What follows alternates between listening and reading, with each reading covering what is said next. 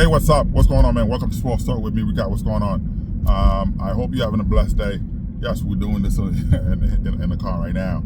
The Orlando Magic, my Orlando Magic, traded for Desmond Bane. I know right now, Orlando fans are upset that you give up so many unprotected first round picks. You give up pretty much five, six players, 6 picks. Of course, you give up Pope as part of that pick.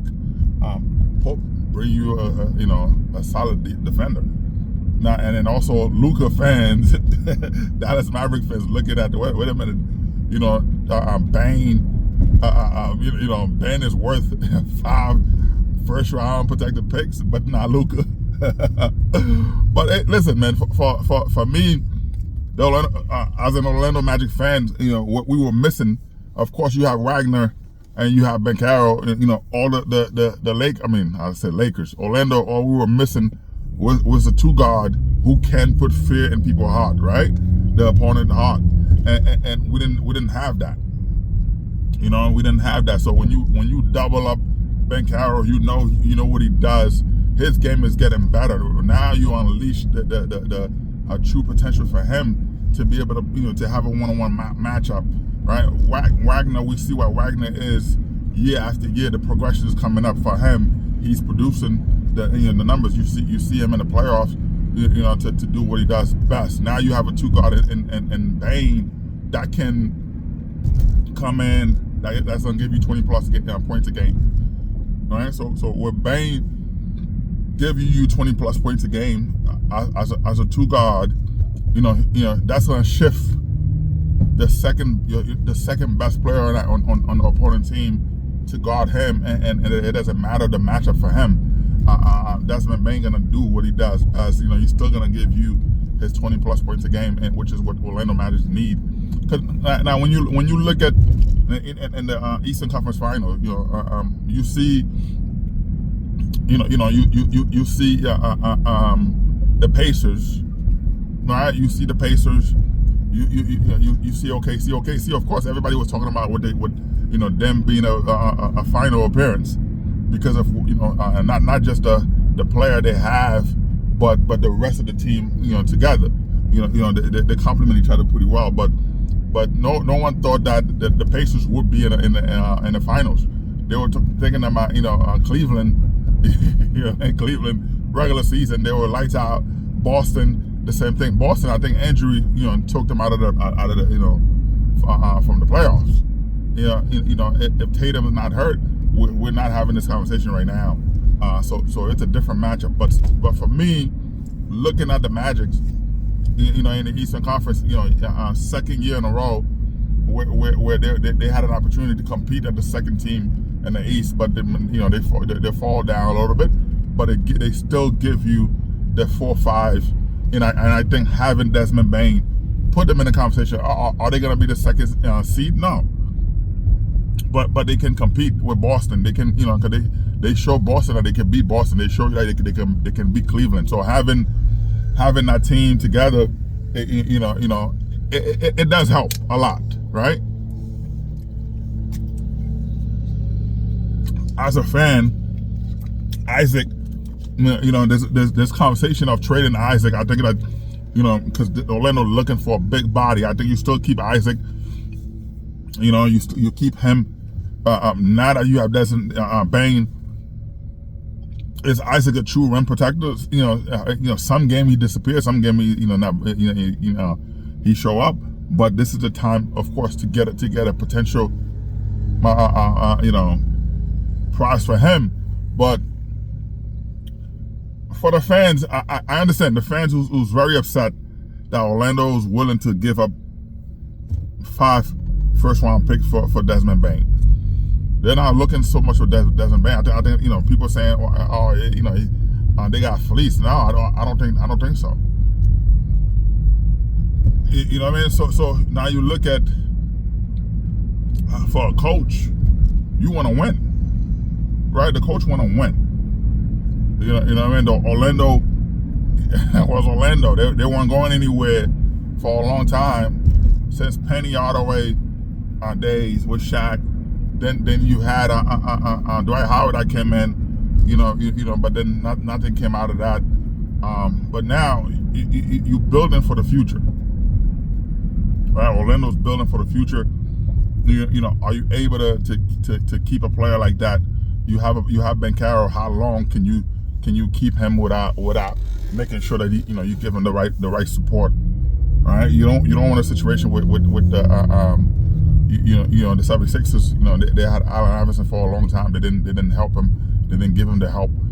So now you have Bancaro, who's young, right? And then you have Wagner, who both players you develop, and you see the progression in both players. So now what you're saying to yourself, you add, you want to win now. Are they going to the NBA Finals?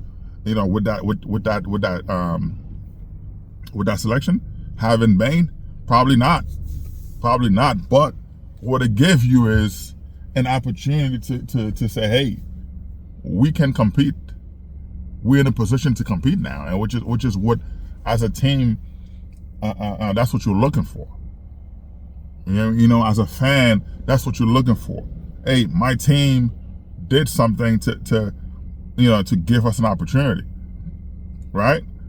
You look at, I told people, right? You look at Toronto Raptors, right? The Toronto Raptors, they had Kawhi Leonard. People thought that Kawhi Leonard was the reason why they went to the finals and won. He was part of the reason, but Pascal Siakam was the glue, was the anchor of that team in terms of defense. Because you look at the Bucks. Drew Holiday was the anchor of that team. Giannis did a lot of things, but people don't understand. Drew Holiday took away a lot of stuff away from Giannis, so Giannis can be the player that he is. So not everyone is like LeBron James, by the way. It's difficult to tell a player, hey, you need to give me 30 plus points a game, right? You need to give me 10, 12 rebounds a game, 10 plus assists a game, and also defend, blocks. You know what I mean? Still, so it's a lot of things that you asking a star player to do. Where when the game changed back then with Jordan, what I tell people that with Jordan era in the '90s when Jordan was playing, we had a lot of expansion teams, right? And when Jordan passed by his player, the other defender couldn't leave his man to go challenge Jordan, so the rim was right open. So it was one-on-one matchup. Now you're able to double team, triple team a player. So it's difficult to do that. So now you have a player like Bancaro who's, as you can see, he's getting double team a lot. He's not on one-on-one. He's not playing one-on-one, right? He's getting double team a lot. So with that, having Wagner's coming to his own player to be able to give you 20 points a game, right? And I want that to be consistent, right? So now you have a true two guard and Desmond Bane that can also shoot threes. He could drain threes from anywhere, right? If you keep him on the outside, he's gonna drain three in the perimeter. He's a post-up player. He's giving you everything. So which is good. So you're gonna get 20 plus points a game from this guy that's gonna compete, play defense, and also score. He's gonna give you all. So for me, having a player like that, I'm super excited as a fan, as an Orlando Magic fan. I am excited. Now, could you not give up the all those unprotected first rounders? Probably not. But it already happened. So I'm happy with what we have right now. And do we know what the future will bring for Orlando with those picks? We don't know. There's a pot because those picks got you Shaquille O'Neal. Those picks got you Dwight Howard. They got you Penny Hardaway, and those picks got you Bancaro and Wagner and stuff like that. So I don't think they should have given up. They should have given up all that pick. I think that you could have given up KCP in the first round pick to get Bane, but they over. It's a similar to Utah and Minnesota. You trade all those picks for no reason. I think a lot of times you have friends in the league. you trying to help the other team as well.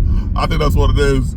You know what I mean? I think that's what it is, man. You know, and also, you know, as many people say, hey, it is true, man. The ownership for the Orlando Magic, you know, who also own the White Sox, this is a tax write-off for them. You know what I mean? Giving up all those picks, you know, they're able to write all those tax. You know, it's a tax write-off for them because they count those first-round picks as a future of the franchise, but they count them as a player. You know, they already projected what those picks would be in terms of money value, and they're able to deduct that from as a tax write. They're billionaires, so and that's something people don't understand. It's a business move. It's not so much, oh, hey, I got Desmond Bain, and you give a five first-round picks. No, they're looking at it that, you know, those 5 first-round picks they just give is equivalent to $500 million.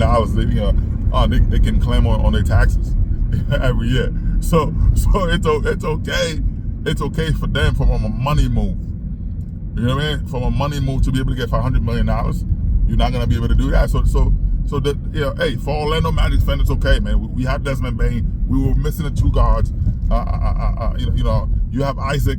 If you could get a player in a draft, a big body that can play, you know, true center, and you put Isaac as a power forward. You know what I mean? So and you're not matching up position by position, but then, you know, you have Bencaro as a true small forward, and then you have a 2 guard and a point guard to be able to move. So you don't, you know, you playing positionless basketball, and that's still good for the, you know, for me as a fan. Anyway, man, I'm super excited with this, man. It's okay. You know, hey, you know, it is what it is, man. Anyway, man, sports talk. Like, subscribe, and share, man. Peace out. I'm out.